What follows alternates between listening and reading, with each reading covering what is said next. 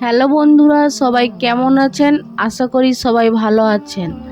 আবারও একটি নতুন গল্প নিয়ে চলে আসলাম আপনাদের মাঝে। আশা করি গল্পটা অনেক অনেক ভালো লাগবে।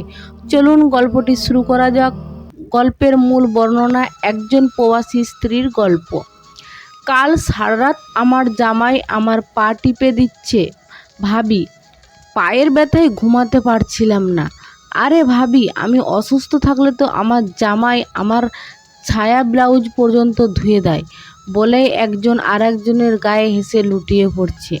প্রতিদিন বিকেলে তানহাকে নিয়ে কোচিংয়ে আসার পর প্রায় প্রত্যেক ভাবিদের এসব অসহ্যকর কথা শুনতে হয় আমাকে। জুয়ের আম্মু হঠাৎ পিছন থেকে ধাক্কা দিয়ে বলে ওঠে, কি হলো তানহার মা, এত চুপচাপ কেন? তুমি কি কিছু বলো তোমার জামাইয়ের কথা। আমি এক দীর্ঘশ্বাস ছেড়ে উত্তর দিই, আমার তো বলার কত কিছু নেই ভাবি। প্রতি 2 কিংবা 3 বছর বাদে একবার দেখা পাই আমি তানহার আব্বুর।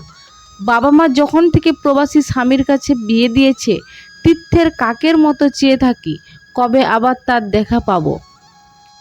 জুয়ের মা, তোমারই তো শান্তি, চাইলেও দেশে বসে 8-10টা প্রেম করতে পারো, জামাই টেরও পাবে না। আমার জামাই তো খালি সন্দেহ করে আমাকে।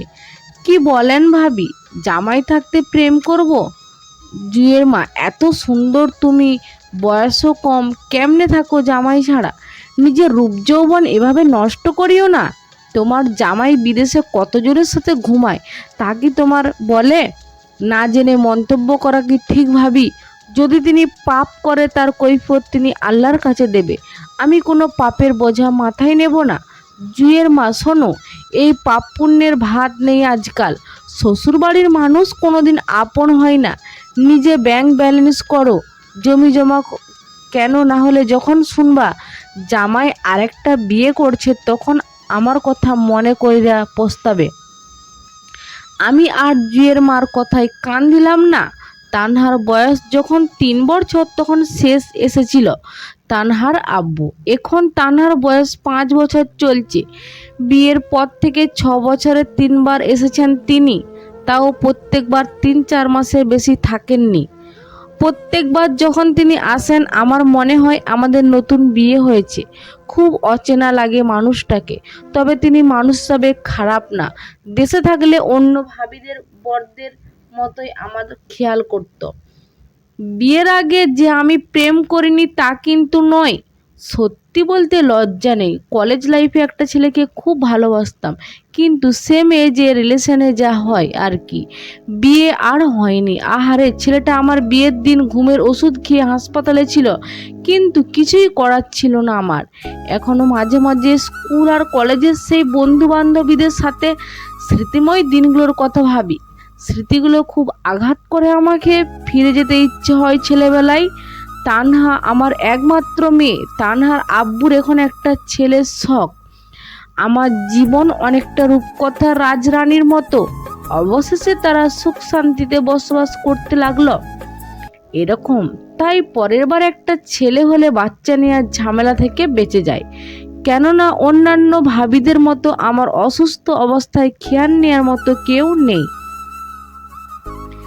নিজের ওষুধ নিজেই কিনে খেতে হয়, নিজের সংসারে রান্নার বাজার নিজেই করতে হয়, তার উপরে শাশুড়ি, ননদিনী কিংবা শ্বশুর বাড়ির অন্যান্য আত্মীয় স্বজনদের মন জগিয়ে চলতে হয়।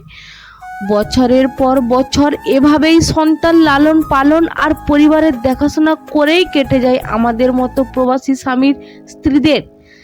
দিন শেষে ভালোবাসি বলার মতো মানুষটা পাশে থাকে না।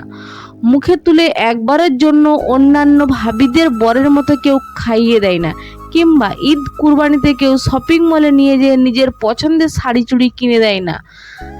আমার তো আগে শাশুড়ি আর ননদের জন্য কিনতে হয়, সব শেষে তানহার জন্য কেনাকাটা করে নিজের জন্য কিছু কেনার ইচ্ছা কোনো জানি মরে যায়। প্রবাসী স্ত্রী, টাকা পয়সার অভাব নেই আমার প্রবাসী স্বামীর, কিন্তু এসবের মাঝে শান্তি খুঁজে পাই না আমি। এত প্রতীক্ষার পর যখন একবার স্বামী বিদেশ থেকে ফিরে, তখন তিনি শ্বশুরবাড়ির আত্মীয় স্বজন নিয়ে এতই ব্যস্ত থাকে যে আমাকে আর সময় দিতে পারে না। সে কয়টা দিন দেশে থাকে দিন শেষে রাতের সময়টুকু তাকে কাছে পাই, তখন মনে হয় আমার আর তার সম্পর্ক শুধু বিছানার মাঝেই সীমাবদ্ধ। তবে আমি তানহার বাবার দোষ দিচ্ছি না, তাকেও তো আত্মীয় স্বজনের মন জগিয়ে চলতে হয়, না হলে গুরুজনদের কটু কথা শুনতে হবে। এতদিন পর দেশে বইয়ের আঁচলে নিয়ে রইল। ননদ আর ভাসুরের ছেলেমেয়েরা ব্যস্ত থাকে তাদের মামা কিংবা চাচা বিদেশ থেকে এসে কি এনেছে তা নিয়ে।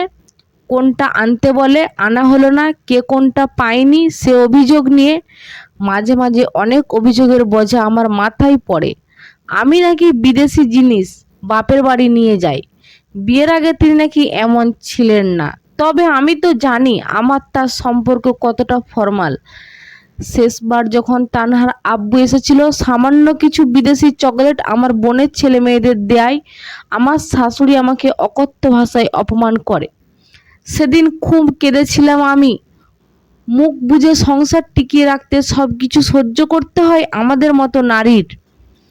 আমাদের মতো বিবেকবান মেয়েরা আর যাই পারুক সংসার ভাঙতে পারে না। প্রবাসী স্ত্রী আমার উচ্চস্বরে হাসতে নেই, আবার পরপুরুষের সাথে দাঁড়িয়ে কথা বলতে নেই, তাহলেই যে মানুষ কথা তুলবে। তানহার মা স্বামী বিদেশ থাকে আর সে অন্য পুরুষের সাথে হাসাহাসি করে, এই সব অপবাদ যে কতটা যন্ত্রণাদায়ক বুঝি আমি। আমাদের মতো প্রবাসী স্বামীর স্ত্রীদের কান্না শুধু রাতের বালিশের মাঝেই সীমাবদ্ধ রাখতে হয়। ভাবতে ভাবতে তানহার কোচিং ছুটি হয়ে যায়। এখন বাসায় ফেরার পথে বাজার আর শাশুড়ির ওষুধ নিতে হবে, রাতে রান্না করে তানহাকে পড়াতে হবে, তারপর বাসায় প্রয়োজন বুঝিয়ে দিয়ে একবার যদি তানহার আব্বুর ফোন পাই, তারপর আবার সকাল ফজরের নামাজের পর সবার জন্য নাস্তা বানিয়ে তানহাকে নিয়ে স্কুলে আসব। আবার বিকেল হবে, ভাবিদের গল্প শুনবো কোচিংয়ে এসে, তারপর আবার রাত হবে, চোখে অশ্রু ফুরিয়ে যাবে, একদিন বুড়ি হয়ে যাব, কিন্তু আমার গল্প সবার অজানাই থেকে যাবে। আজকের ভিডিওটা এই পর্যন্তই শেষ করলাম। পরবর্তী ভিডিওটার জন্য অল ইসলামিক টিপসের পাশেই থাকবেন।